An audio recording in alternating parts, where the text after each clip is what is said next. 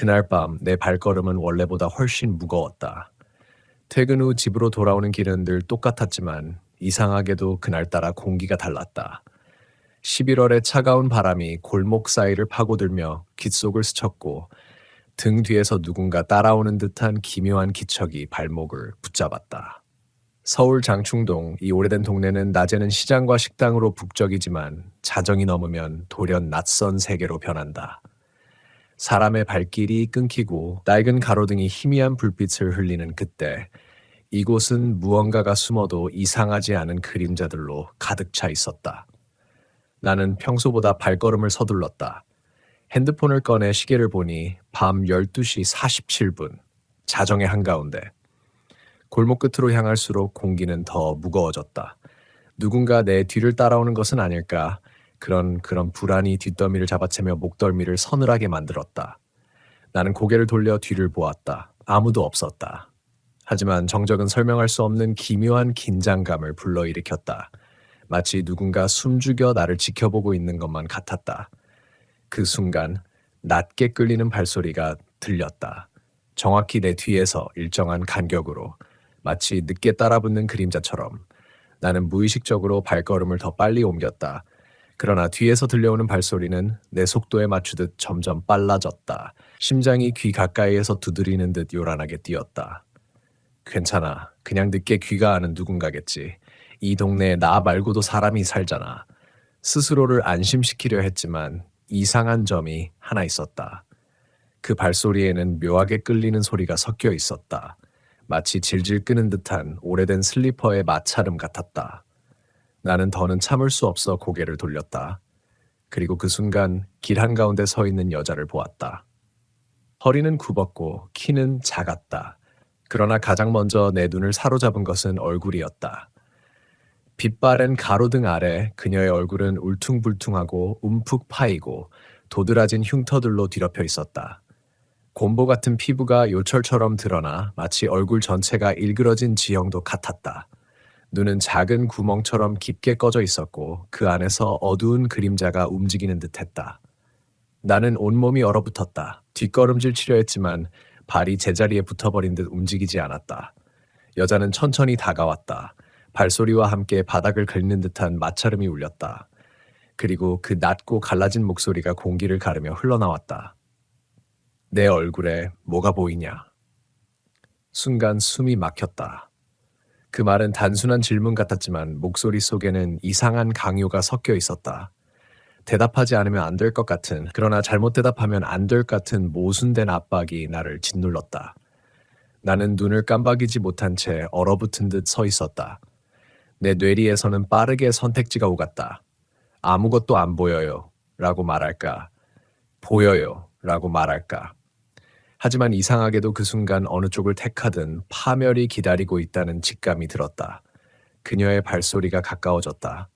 내 심장은 갈비뼈를 부수고 튀어나올 듯 요동쳤다. 그리고 코끝에 스며든 냄새가 있었다.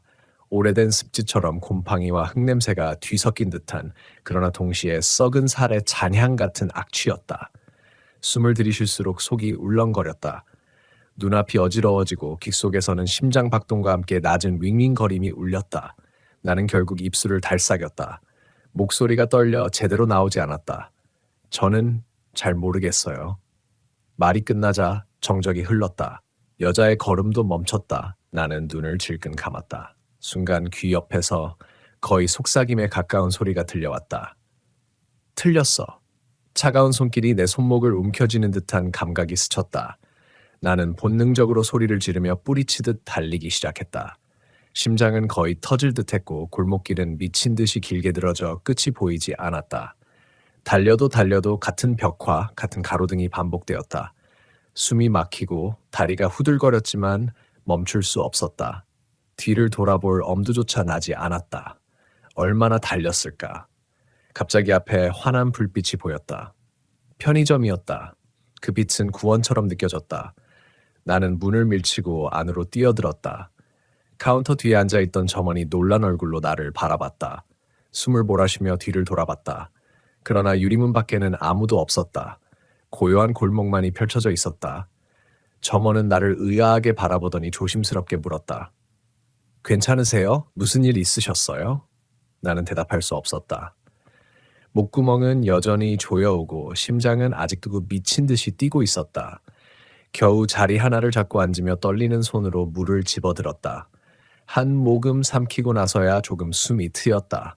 하지만 눈앞에 아른거리는 그 얼굴은 지워지지 않았다. 그 순간 점원이 중얼거리듯 말했다. 혹시 곰보 할머니 보신 거 아니에요? 나는 그 말에 몸이 굳었다. 눈이 커지고 손에서 물병이 미끄러져 바닥에 떨어졌다. 점원의 표정은 마치 너무나 당연한 듯 했다. 여기 장충동 쪽에서 늦게 다니다 보면 가끔 보인대요.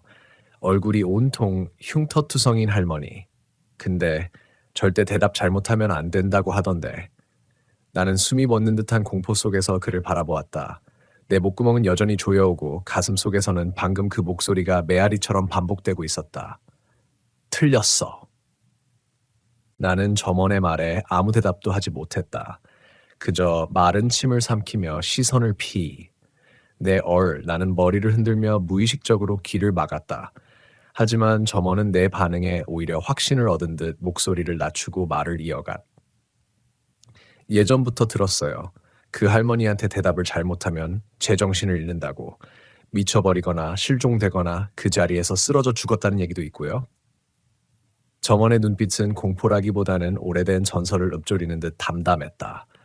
하지만 그 담담함이 오히려 내 속을 더 차갑게 얼려버렸다. 나는 손에 남은 힘을 쥐어짜듯 물병을 그럼 대답을 어떻게 해야 돼요? 내 목소리는 갈라지고 떨렸다. 점원은 잠시 망설였다. 그리고 창밖. 정확한 건 아무도 모른대요. 어떤 사람은 예쁘다고 하면 살아남았다 하고 또 어떤 사람은 아무것도 안 보인다고 해야 한다고도 하고 근데 공통점은 하나예요. 그 말은 내게 더 큰 공포를 안겼다. 틀린 말이라니. 얼굴에 대한 정답이 도대체 무엇이란 말인가? 나는 방금 그 순간에 떠올렸던 답들을 다시 떠올렸다. 아무것도 안 보여요. 잘 모르겠어요. 예쁘세요. 하지만 그 어떤 것도 올바른 답이 될 수 없었다. 나는 이미 그녀의 입술로부터 판결을 들었다. 틀렸어. 몸속이 얼음장처럼 식어갔다. 나는 편의점 안에 앉아 있었지만 창밖의 골목이 여전히 나를 삼킬 듯 기다리고 있었다. 편의점 유리창은 마치 얇은 장막 같았다. 그 장막 너머에 그녀가 여전히 서 있다면? 나는 용기를 내어 살짝 창밖 훔쳐봤다. 하지만 골목은 고요했고 바람에 흔들리는 전선 소리만 들려왔다. 오늘은 그냥 여기 계세요. 아침 될 때까지. 보통 해 뜨면 사라진다잖아요. 점원이 건넨 말은 은근한 친절 같았지만 동시에 불길한 사실을 내 귀에 박아 넣었다. 그것은 단순한 유령의 출몰이 아니라 특정한 시간대에만 나타나는 악몽 같은 존재라는 것. 나는 카운터 옆에 플라스틱 의자에 앉아 밤을 버티기로 했다. 하지만 시간이 지날수록 불안은 잦아들지 않았다. 오히려 편의점 안에 갇혀 있다는 사실이 나를 더 불편하게 만들었다. 바깥을 감시하는 눈길은 점점 더 선명해졌고 내 귀에는 여전히 그 목소리가 울렸다. 내 얼굴에 뭐가 보이냐? 나는 눈을 감았다. 그러나 어둠 속에서 그녀의 얼굴이 떠올랐다. 움푹 패인 자국들, 비뚤어진 눈빛, 그리고 웃는 듯 찢어진 입술. 그 얼굴이 바로 내 앞에 있는 듯 생생했다. 나는 심호흡을 하며 마음을 진정시키려 했었다. 하지만 그때 편의점 문이 덜컥 소리를 내며 흔들렸다. 점원이 놀라 고개를 돌렸다. 나는 온몸이 굳어졌다. 밖에는 아무도 없어야 했다. 그러나 문이 한 번, 두 번 규칙적으로 흔들렸다. 마치 누군가 바깥에서 천천히 밀어보는 것처럼. 점원은 불안한 눈빛으로 나를 바라봤다. 나는 이미 대답할 수 있었다. 그녀였다. 내 몸은 본능적으로 뒷걸음질 쳤다. 편의점 구석 냉장고 앞에 웅크리듯 앉았다. 문은 여전히 덜컥거렸다. 그러나 결국 열리지는 않았다. 대신 유리문에 희미한 자국이 맺혔다. 마치 얼굴을 바짝 들이대고 숨을 내쉰 듯한 자국. 그 패턴은 기괴하게 울퉁불퉁했고 사람의 얼굴 같았다. 점원은 흰 얼굴로 경직되어 서 있었다. 봤죠? 방금 얼굴. 나는 대답할 수 없었다. 입술이 굳어붙은 듯 움직이지 않았다. 다만 머릿속에서 떠나지 않는 한 가지 생각이 있었다. 그녀는 아직 나를 놓지 않았다는 것. 나는 틀린 대답을 했고 그녀는 그것을 기억하고 있었다. 시간은 느리게 흘렀다. 새벽 2시, 3시, 4시. 나는 깜빡 졸기도 했지만 그때마다 곰보 얼굴의 할머니가 꿈속에 나타나 나를 흔들어 깨웠다. 꿈인지 현실인지 모호한 경계에서 그녀의 목소리가 귓가를 파고들었다. 내 얼굴에 뭐가 보이냐? 나는 비명을 지르며 깨어나곤 했다. 그럴 때마다 점원은 놀란 눈으로 나를 바라보았다. 하지만 그조차도 점점 나를 두려워하는 듯한 기색이 역력했다. 어느 순간 나는 깨달았다. 그녀는 단순히 길거리의 유령이 아니었다. 그녀는 대답을 틀린 사람을 끝까지 따라붙는 존재였다. 단순히 놀래키고 사라지는 게 아니라 영혼을 갉아먹듯 집요하게 달라붙는 괴물. 새벽 5시가 다가왔을 때 창밖이 희미하게 밝아졌다. 동이 트는 기척이었다. 나는 가슴이 저릿하도록 안도했다. 편의점 밖 골목이 조금씩 색을 되찾았다. 회색 그림자가 사라지고 건물들이 뚜렷해졌다. 이제 괜찮을 거예요. 점원이 나지막이 말했다. 나는 떨리는 다리를 일으켜 세우며 문 밖을 바라봤다. 그러나 내 발걸음은 쉽게 움직이지 않았다. 창밖의 아침빛은 여전히 가짜처럼 보였다. 나는 용기를 내어 밖으로 나섰다. 차가운 공기가 폐 속으로 밀려들었다. 하지만 곧 깨달았다. 빛이 밝아졌다고 해서 불안이 사라진 것은 아니었다. 뒷목의 서늘한 감각은 여전히 따라붙었고 어제와 같은 골목길이 오늘은 전혀 다르게 보였다. 나는 곧장 집으로 향했다. 그러나 집 앞에 다다랐을 때 또 다른 공포가 나를 덮쳤다. 현관문 앞 젖은 콘크리트 바닥에 희미한 발자국이 찍혀 있었다. 마치 누군가 방금 전까지 이곳에 서 있었던 것처럼. 발자국은 어긋나 있고 일부는 마치 무언가를 끌며 걸은 흔적처럼 길게 이어져 있었다. 나는 문을 열며 뒤를 돌아봤다. 골목은 고요했다. 하지만 내 귓속에는 여전히 메아리가 남아있었다. 틀렸어. 문을 닫고 안으로 들어섰을 때 나는 본능적으로 모든 잠금 장치를 확인했다. 현관문에 두꺼운 자물쇠, 체인, 그리고 보조 잠금까지 걸었다. 그제야 겨우 숨을 고를 수 있었다. 하지만 집안이라고 해서 안전하다는 느낌은 들지 않았다. 오히려 불안은 벽을 타고 스며들어 방 안에까지 퍼져 있었다. 거실 한가운데 서서 주위를 둘러보았다. 낯익은 가구들과 익숙한 풍경이었지만 그 어느 것도 위로가 되지 않았다. 모든 것이 뒤틀린 듯 보였다. 벽지는 미세하게 들떠 있었고 창문은 바람 한 점 없는데도 얇게 떨리는 듯했다. 나는 커튼을 세게 당겨 닫았다. 외부의 그림자를 조금이라도 차단해야만 했다. 소파에 주저앉자 피로가 한꺼번에 몰려왔다. 몸은 지쳐 있었지만 머리는 날카롭게 깨어 있었다. 눈을 감으면 곰보 얼굴의 할머니가 떠올랐다. 그 흉터투성이의 피부 그리고 나를 파고드는 듯한 질문. 내 얼굴에 뭐가 보이냐? 단순한 말이지만 그 안에는 설명할 수 없는 폭력이 숨어 있었다. 나는 잠시라도 잠을 청하려고 불을 킨 채 이불을 덮었다. 그러나 잠에 들려는 순간 이상한 소리가 들렸다. 처음에는 바람이 스치는 줄 알았다. 하지만 점점 뚜렷해졌다. 현관문 쪽에서 나는 소리였다. 쓱쓱쓱. 마치 무언가가 바닥을 끌며 지나가는 소리. 나는 몸이 굳었다. 심장이 다시 요동쳤다. 소리는 일정한 간격으로 반복되었다. 현관 앞에서 마치 그 발자국의 주인이 아직 떠나지 않은 것처럼 나는 귀를 틀어막았다. 그러나 소리는 뼛속으로 스며드는 듯 멈추지 않았다. 더 끔찍한 건 그 소리가 점점 문틈을 넘어 안쪽으로 들어오는 듯 느껴졌다는 것이다. 머릿속에서는 상상하지 말아야 할 그림이 떠올랐다. 낡은 슬리퍼를 질질 끌며 집 안으로 들어오는 할머니의 모습. 얼굴 가득한 흉터가 어둠 속에서 부풀어 오르는 모습. 참지 못하고 나는 벌떡 일어나 현관문 앞까지 갔다. 눈으로 직접 확인하지 않으면 미쳐버릴 것 같았다. 그러나 문고리에 손을 얹는 순간 등골이 오싹해졌다. 문 너머에서 낮게 갈라진 숨소리가 들렸다. 숨을 들이쉴 때마다 마치 썩은 이빨 사이로 바람이 새는 듯한 소리. 나는 얼어붙었다. 손을 뗄 수도 더 붙잡을 수도 없었다. 그때 문틈 아래로 희미한 그림자가 비쳤다. 누군가 바로 바깥에 서 있는 듯한 그림자. 그 그림자가 천천히 흔들리며 문틈 사이로 스며들듯 출렁였다. 내 얼굴에 낮고 쉰 목소리가 문틈 너머로 흘러들어왔다.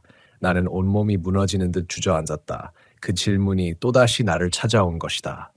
숨이 막히고 머리가 새하얘졌다. 이 집조차 더 이상 나를 지켜주지 못했다. 나는 뒤로 물러나 거실 한복판까지 도망쳤다.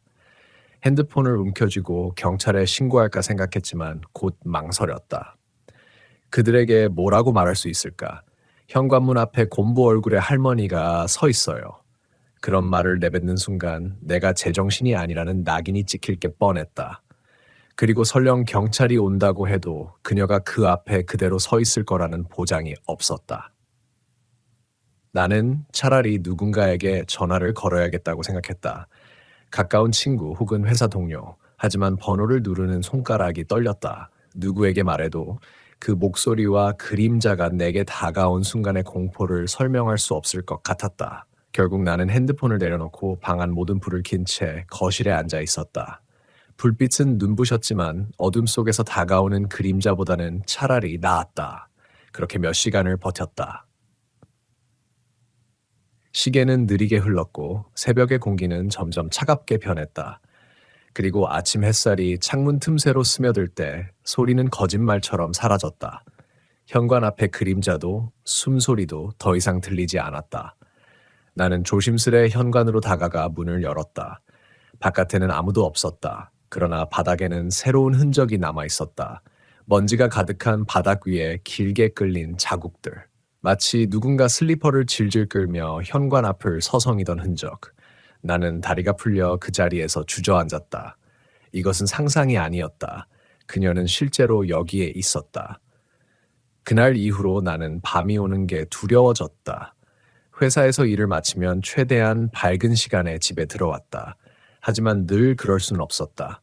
야근이 길어져 늦게 귀가하는 날이면 집 앞 골목은 다시 그 음산한 공기를 내뿜었다. 가로등 불빛은 언제나처럼 희미했고 그림자 속에서는 누군가 숨어있는 듯한 기척이 느껴졌다. 친구에게 농담처럼 털어놓은 적도 있다. 나 요즘 밤에 귀갓길이 무섭다. 자꾸 어떤 할머니가 보이는 것 같아. 하지만 그들은 대수롭지 않게 웃어 넘겼다.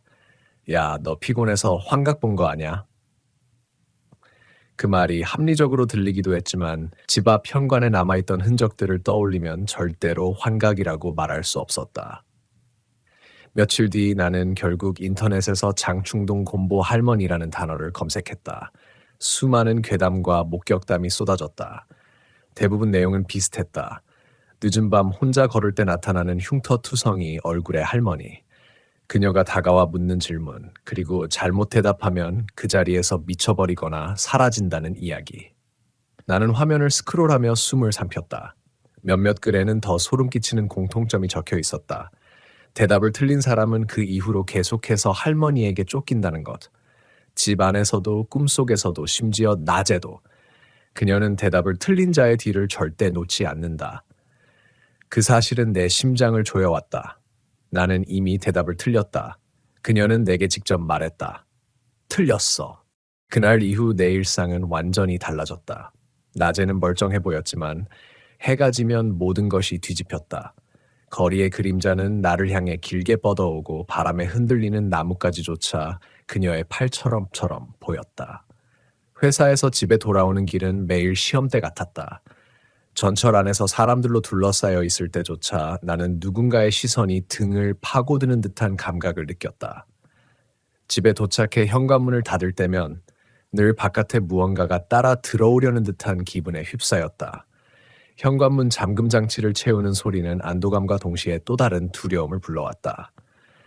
잠궜음에도 불구하고 그녀는 언제든 들어올 수 있다는 확신이 마음 깊숙이 자리 잡았기 때문이다. 그날 밤 나는 책상 앞에 앉아 온라인 게시판들을 샅샅이 뒤졌다.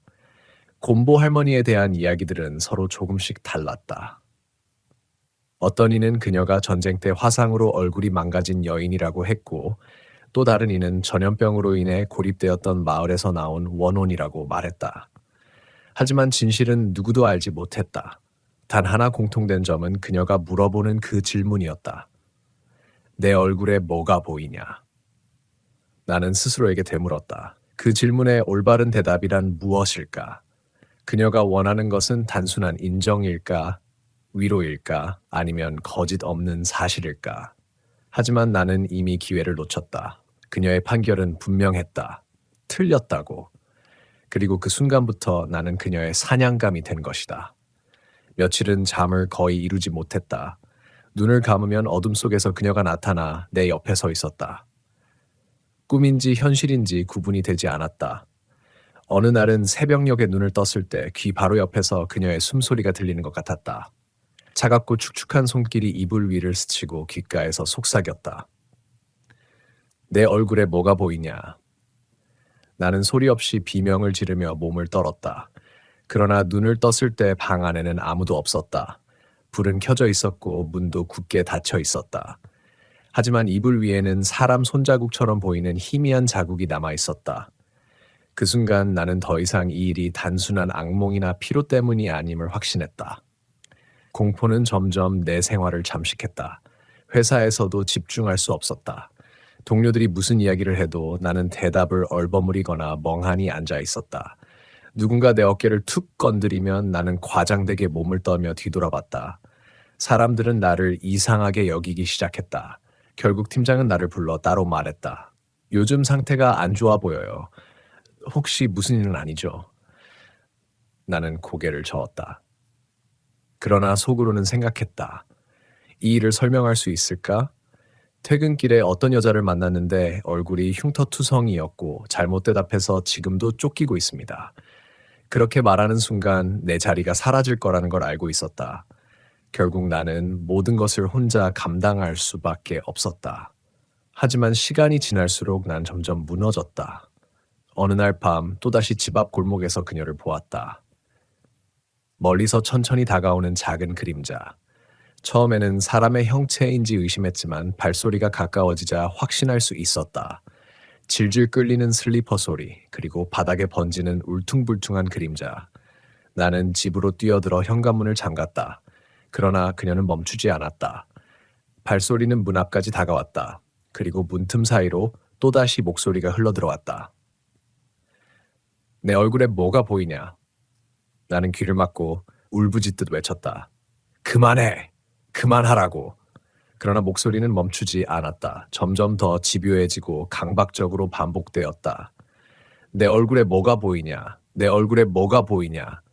벽이 울리는 듯 방 안 공기가 진동하는 듯 했다. 나는 결국 바닥에 무너져 엎드렸다. 온몸이 떨렸고 눈물이 쏟아졌다. 그 순간 나는 깨달았다. 이 질문은 단순히 공포심을 자극하는 말이 아니었다. 그것은 나를 무너뜨리려는 주문 같았다. 내 정신을 조금씩 갉아먹으며 결국 나를 그녀와 같은 세계로 끌어가려는. 다음 날 나는 회사에 병가를 내고 종일 집에 있었다.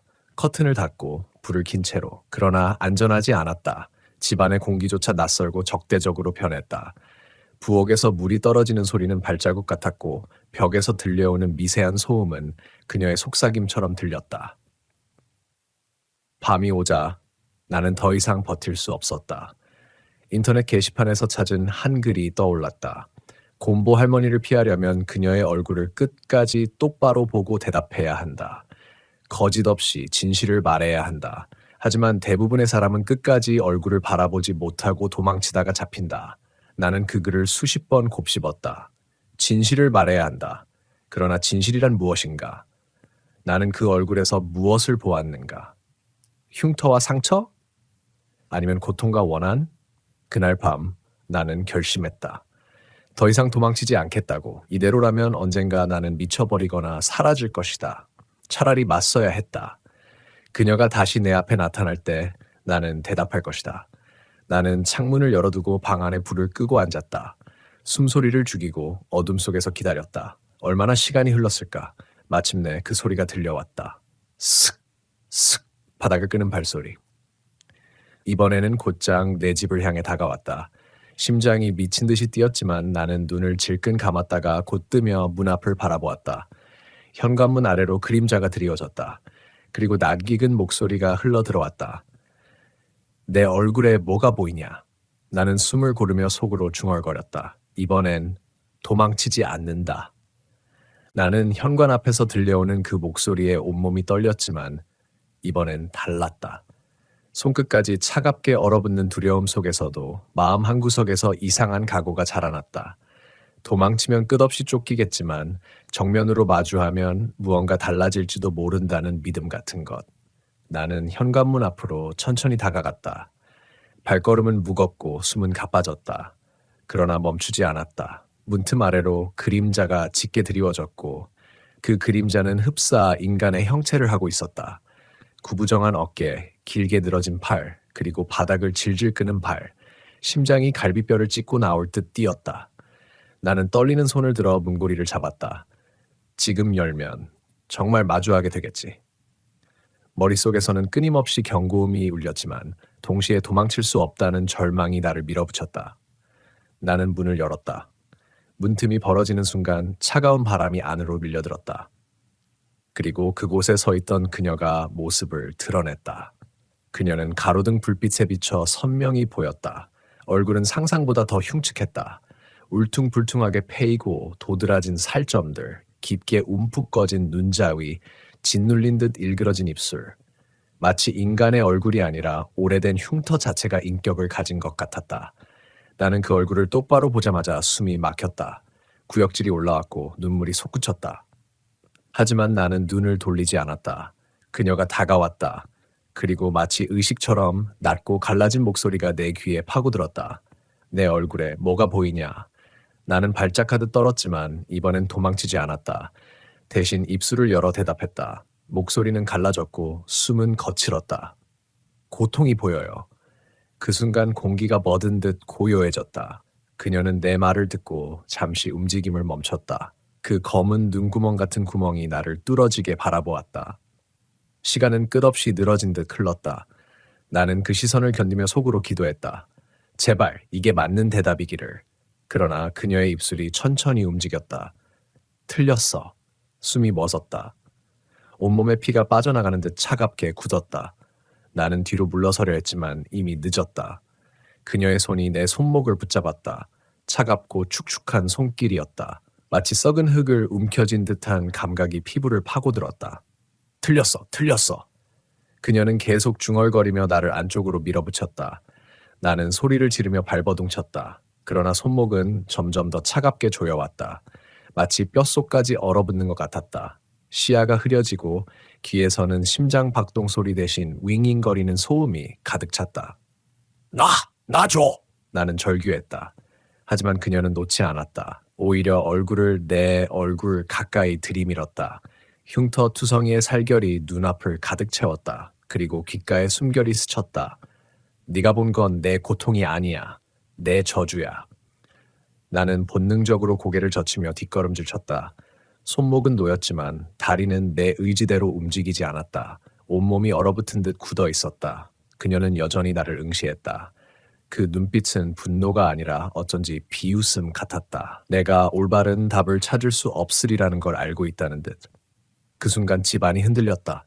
불이 깜박거리고 벽지는 갈라지는 듯했다. 나는 비틀거리며 주위를 둘러봤다. 하지만 눈에 들어오는 건 오직 그녀의 얼굴뿐이었다. 내 얼굴에 뭐가 보이냐? 질문이 또다시 반복되었다. 나는 눈을 감았다. 이번엔 대답하지 않았다. 무엇을 말해도 틀릴 것 같았다. 진실을 말한다고 해도 거짓을 말한다고 해도. 그러자 그녀의 목소리가 더욱 날카로워졌다. 대답해. 내 얼굴에 뭐가 보이냐? 그 울부짖음에 창문이 흔들리고 컵이 바닥에 떨어져 산산조각났다. 나는 귀를 막고 바닥에 웅크렸다. 머릿속에서는 오직 한 가지 생각만 맴돌았다. 정답은 존재하지 않는다. 그녀는 대답을 원하는 게 아니다. 그녀는 절망을 원한다. 나는 눈물을 흘리며 속으로 중얼거렸다. 아무것도 안 보여요. 아무것도. 순간 공기가 멈췄다. 그녀의 목소리도 집안의 소음도 사라졌다. 두려움 속에서 나는 조심스레 눈을 떴다. 그녀는 더 이상 눈앞에 없었다. 현관문은 닫혀 있었고 방 안은 고요했다. 그러나 그 고요함이 오히려 더 끔찍했다. 마치 폭풍 전의 정적처럼 곧 다시 몰려올 불안을 예고하는 듯. 나는 거실 바닥에 주저앉은 채 한참을 움직이지 못했다. 온몸이 식은땀으로 젖었고 손목에는 아직도 그녀의 차가운 손길이 남아있었다. 그날 이후 나는 매일 같은 악몽을 꾸었다. 어둠 속에서 그녀가 나타나 묻는다. 내 얼굴에 뭐가 보이냐? 나는 수없이 다른 대답을 시도했지만 결과는 언제나 같았다. 틀렸어. 어느 순간부터 나는 깨달았다. 그녀가 원하는 것은 답이 아니었다. 그녀는 나를 시험하는 게 아니라 천천히 갉아먹는 것이다. 두려움과 의심, 끝없는 혼란 속에서 결국 내가 스스로 무너져 내리길 기다리는 것. 그리고 나는 점점 무너지고 있었다. 잠에서 깨어날 때마다 방 안은 낯설게 느껴졌다. 내가 사는 곳이 맞는지 의심스러울 정도로 가구의 배치, 벽의 질감, 공기의 무게까지 달라져 있었다. 그러나 눈을 비비고 다시 보면 모든 것이 원래대로였다.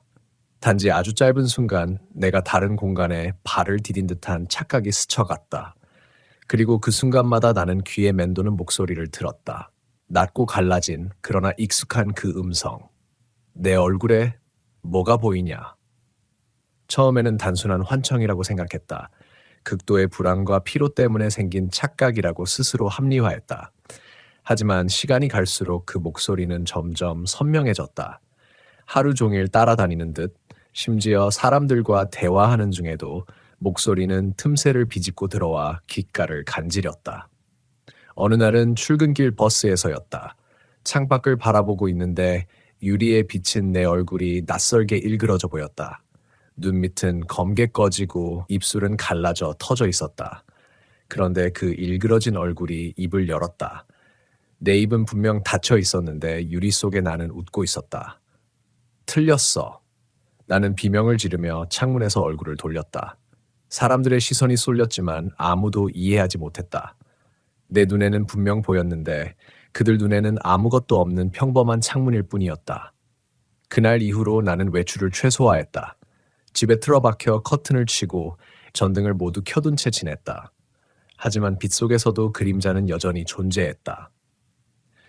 벽에 비친 내 그림자가 나와 따로 움직일 때도 있었다. 내가 고개를 돌리지 않았는데 그림자가 먼저 목을 꺾어 나를 바라보았다. 그 그림자의 입은 천천히 열렸다. 내 얼굴에 뭐가 보이냐? 나는 미친 듯이 소리를 지르며 벽에 등을 기댔다. 눈을 감고 귀를 막아도 소용없었다. 목소리는 내 안에서 울렸다. 마치 내가 그 목소리 자체가 된 듯했다. 그리고 어느 순간 나는 깨달았다. 그녀의 질문은 단순한 시험이 아니라 감염이었다. 대답을 잘못해서 미쳐버리는 게 아니라 질문을 듣는 순간부터 이미 시작된 것이었다. 대답을 고민하는 동안 나는 점점 그녀의 세계로 끌려가고 있었다. 증거는 내 몸에 나타났다. 처음엔 단순한 피부 발진이었다. 손목, 그녀가 붙잡았던 그 자리에 울퉁불퉁한 자국이 돋아났다. 시간이 갈수록 그것은 점점 넓어졌다. 팔꿈치, 목덜미, 그리고 얼굴까지. 거울을 볼 때마다 내 피부는 조금씩 그녀의 얼굴을 닮아가고 있었다. 패이고 일그러진 흔적들이 흉터처럼 번져나갔다. 나는 병원에 갔다. 의사는 원인을 알 수 없다며 단순한 피부 질환일 거라고 말했다. 하지만 나는 알았다. 이건 질병이 아니라 전이었다. 그녀의 저주가 나에게 옮겨오고 있는 것이다. 밤이 되면 증상은 더 심해졌다. 피부가 갈라지며 피비린내가 방 안을 채웠다. 그 냄새는 그녀의 숨결과 같았다. 나는 손으로 얼굴을 가리고 웅크렸지만 손끝에 닿는 감촉이 더 이상 내 살 같지 않았다. 낯설고 축축하며 마치 오래 썩어 문드러진 무언가 같았다. 나는 점점 거울을 보지 못하게 되었다. 하지만 동시에 거울에 끌렸다. 보지 않으면 불안했고 보면 공포가 밀려왔다. 어느 날 새벽 나는 거울 앞에 서서 한참 동안 내 얼굴을 들여다봤다. 그리고 그곳에서 나는 그녀를 보았다. 거울 속 얼굴이 내 것이 아니었다. 그녀였다. 곰보 얼굴의 할머니가 내 표정을 흉내내며 웃고 있었다. 나는 비명을 지르며 거울을 깨부렸다. 그러나 산산조각난 파편마다 그녀의 얼굴이 수십 개로 나뉘어 비쳤다.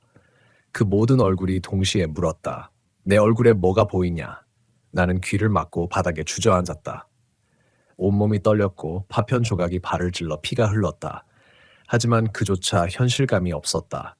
마치 내가 이미 현실을 떠나버린 듯 모든 감각이 왜곡되어 있었다. 그날 이후로 나는 사람들을 피했다. 그들의 얼굴에서도 그녀의 흔적이 보였기 때문이다. 회사 동료, 이웃, 심지어 지나가는 행인들의 얼굴에도 나는 그녀의 흉터를 보았다. 물론 그들은 아무렇지 않게 웃고 떠들었지만 내 눈에는 분명 그녀의 흔적이 자리 잡고 있었다. 나는 혼잣말처럼 중얼거렸다. 나는 틀린 자야. 이미 선택된 거야. 그 순간 어쩌면 스스로 납득하고 있었던 것 같다. 내가 아무리 발버둥쳐도 그녀의 질문에서 벗어날 수 없다는 것을, 대답을 찾는 게 아니라 그 질문 자체가 내 존재를 삼키고 있었다. 그러던 어느 날 나는 마지막으로 결심했다. 다시 그곳으로 가야 한다. 장충동. 처음 그녀를 마주쳤던 그 거리로, 모든 것이 시작된 그곳으로 돌아가 끝을 확인해야 했다. 나는 다시 장충동으로 향했다. 집을 나서던 순간부터 온몸은 낯선 기운에 휘감겼다. 바람이 분 것도 아닌데 옷자락이 스스로 들썩이는 듯했고 발걸음이 무겁게 바닥에 붙어 떨어지지 않았다. 그러나 멈출 수 없었다. 멈춘다는 건 그 질문에 굴복하는 것이었으니까. 거리는 낮이었지만 이상하게도 색을 잃어 있었다. 햇빛이 분명히 내리쬐고 있는데 모든 사물은 잿빛으로 발해 있었다. 사람들의 목소리도 희미하게 들렸고 그들의 웃음소리는 오래된 녹음기에서 흘러나오는 잡음 같았다. 나는 마치 다른 층위의 현실에 발을 들인 것처럼 느꼈다.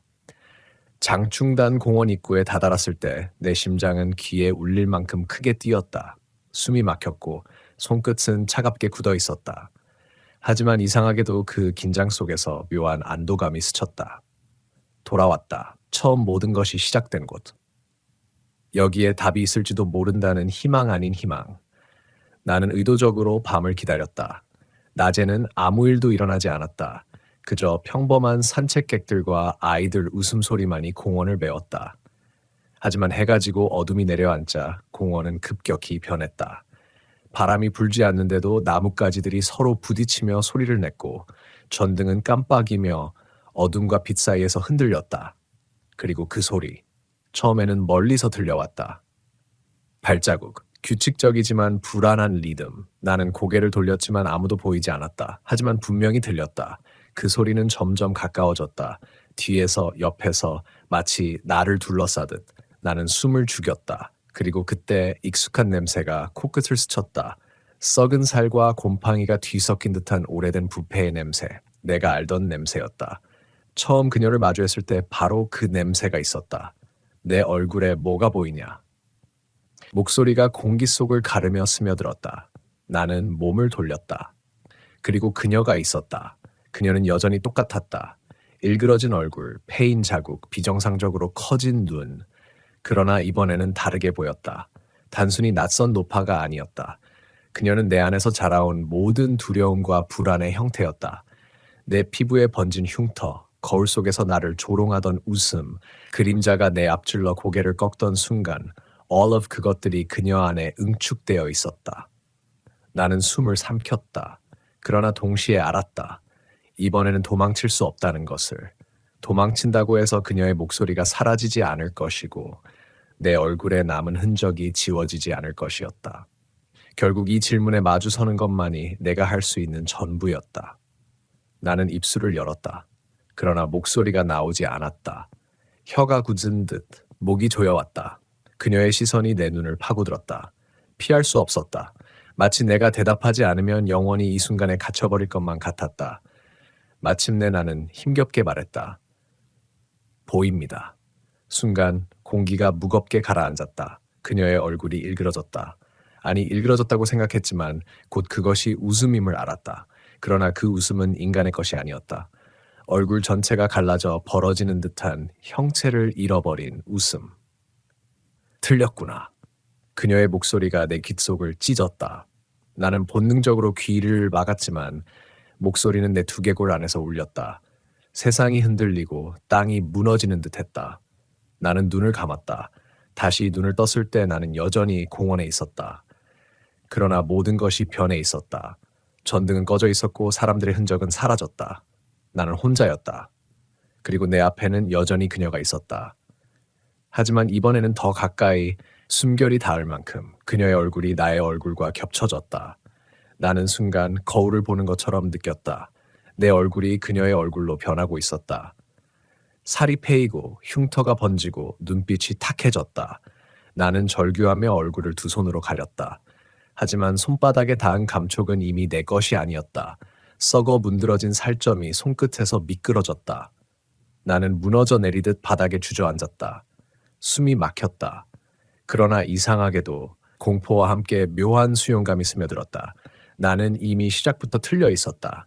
그녀를 본 순간부터 이 길은 정해져 있었다. 아무리 발버둥쳐도 벗어날 수 없는 질문이었다. 그녀가 다시 물었다. 내 얼굴에 뭐가 보이냐? 나는 울먹이며 대답했다. 나 자신이 보여요. 그 순간 그녀는 미소를 지었다. 공포스러운 일그러짐이 아닌 오히려 평온한 웃음 같았다. 그리고 서서히 사라졌다. 냄새도 소리도 그림자도 모두 함께 흩어졌다. 나는 홀로 공원에 남았다. 그러나 공허감은 더 커졌다. 내가 정말로 그녀로부터 벗어난 것일까? 아니면 내가 그녀가 되어버린 것일까? 그날 이후 나는 매일 아침 거울을 보았다. 이전처럼 무심히 얼굴을 확인하는 습관이 아니었다. 거울 속 나를 마주하는 것은 고통이자 시험이었다. 그녀의 얼굴이 겹쳐 보일까 두려웠고 혹시라도 눈동자 너머에서 또다시 질문이 흘러나올까 전율했다. 하지만 동시에 나는 거울 속에서 도망치지 않았다. 그때 내가 내뱉은 마지막 대답은 단순한 생존을 위한 말이 아니었다. 사실 나는 그 순간 진심으로 그렇게 느꼈다. 그녀의 얼굴 속에서 본 것은 흉터나 곰보 자국이 아니라 나 자신이었다. 두려움에 잠식된 나, 도망만 치던 나, 스스로를 증오하던 나. 결국 그 모든 것이 그녀의 얼굴로 드러난 것뿐이었다. 처음에는 그 사실을 인정하는 게 견딜 수 없었다. 내가 그렇게 약하고 추한 모습으로 살았다는 것을 스스로 고백하는 것 같았으니까. 하지만 시간이 지날수록 깨달았다. 그녀가 내게 다가와 던진 질문은 단순한 공포의 함정이 아니라 어쩌면 오래전부터 내가 스스로에게 던지지 못한 질문이었음을. 너는 내 얼굴에서 무엇을 보고 있느냐? 나는 그날부터 조금씩 답을 찾기 시작했다.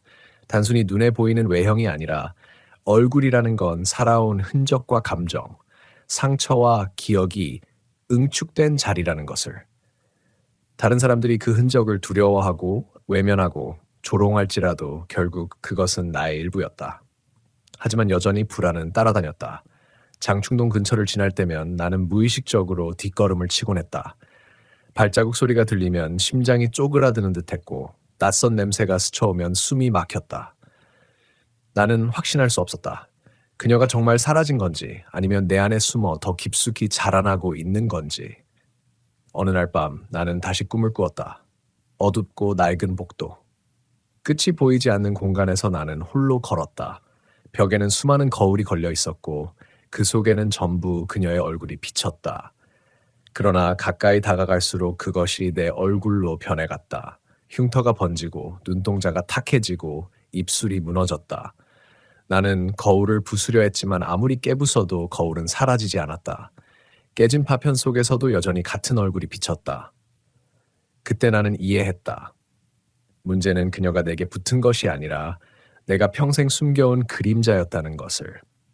사람들의 시선 속에서 움츠러들었던 기억, 인정받지 못했던 상처, 스스로를 증오하며 감춰왔던 나의 일그러짐.